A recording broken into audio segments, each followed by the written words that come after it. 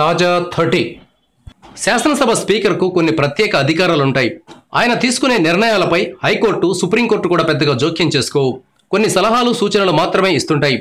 Party ఫిరాయించిన ఎమ్మెల్యేలపై అనర్హత వేటు వేయకుండా తెలుగు రాష్ట్రాల అసెంబ్లీ స్పీకర్లు తాత్సారం చేస్తున్నారు. ఇప్పటికే 2.5 ఏళ్లు గడిచిపోయాయి. చూస్తుండగానే ఇంకో 2 ఏళ్లు కూడా గడిచిపోతాయి. అప్పుడు గోడ దూకిన వారిపై వేటు వేసినా ఒకటే, వేయకున్నా ఒకటి. ఈ పరిస్థితుల్లో 2 రాష్ట్రాల్లోని ప్రతిపక్షాలు కోర్టు తలుపు తట్టాయి. కానీ కోర్టుల నుంచి ఎలాంటి నిర్ణయం వెలువడలేదు. ఈ విషయం ఇప్పుడు ఎందుకు చెప్పాల్సి వస్తోంది అంటే, ఆంధ్రప్రదేశ్ అసెంబ్లీ స్పీకర్ కోడెల శివప్రసాదరావు ఒక అసాధారణ నిర్ణయం తీసుకున్నారు. అమరావతిలో మహిళా పార్లమెంటేరియన్ల సదస్సు జరిగినప్పుడు స్పీకర్ మీడియాతో మాట్లాడారు. ఈ సందర్భంగా తాను అనని మాటలను సాక్షి పత్రికలో ప్రచురించారని స్పీకర్ ఆరోపించారు.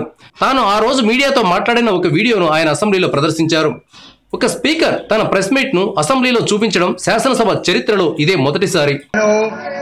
స్పీకర్గా మీట్ ది ప్రెస్ లో చేసిన వ్యాఖ్యలు వక్రీకరించి అప్రతిష్పాలు చేసే విధంగా వచ్చిన మాట వాస్తవం. ఆ ఛానల్లో, ఆ పేపర్లో వచ్చిన మాట వాస్తవం. సాక్షి పేపరు, సాక్షి ఛానల్లో వచ్చిన మాట వాస్తవం. నేను కూడా ఏంటంటే నా ప్రతిష్ట కూడా అవసరం. నాకు ప్రతిష్ట లేనప్పుడు ఇక్కడ కూర్చొని సభను నడిపితే సభ కూడా విలువ ఉండదు. కాబట్టి ఈ వాస్తవాలు తెలుసుకోవాల్సిన అవసరం నాకే కాదు, మీకే కాదు, ప్రజలకు కూడా ఉంది. ఒక 10 మినిట్స్ ఇచ్చిన తర్వాత, టైం విరామం ఇచ్చిన తర్వాత ఆ విజువల్స్ కూడా ప్రొజెక్ట్ చేయడం జరుగుతుంది. ఈ వీడియో తర్వాత యనమల రామకృష్ణుడు మాట్లాడుతూ స్పీకర్ను సాక్షి మీడియా అవమానించిందని, ఆ మీడియాపై చర్యలు తీసుకోవాలని కోరారు. ఈ పరిస్థితుల్లో సాక్షి ఎడిటర్ను సభకు పిలిపించాలని అధికార పక్షం భావిస్తున్నట్లు వార్తలొస్తున్నాయి. గతంలో కూడా ఓసారి ఇలాంటి సంఘటన జరిగింది. ఈనాడు వ్యవస్థాపకుడైన రామోజీరావును శాసనమండలికి తీసుకురావాల్సిందిగా నాటి మండలి చైర్మన్ పోలీసులను ఆదేశించారు. ఎందుకు ఈ ఆదేశం ఇచ్చారు అంటే, ఈనాడు దినపత్రికలో పెద్దల సభలో గలాబా అనే హెడ్డింగ్ పెట్టి ఒక వార్తను ప్రచురించారు. శాసనమండలి అంటే ఎక్కువగా అనుభవజ్ఞులు, వయసులో పెద్దవారు ఉంటారు. అందువల్ల ఆ సభను పెద్దల సభ అని పిలుస్తుంటారు.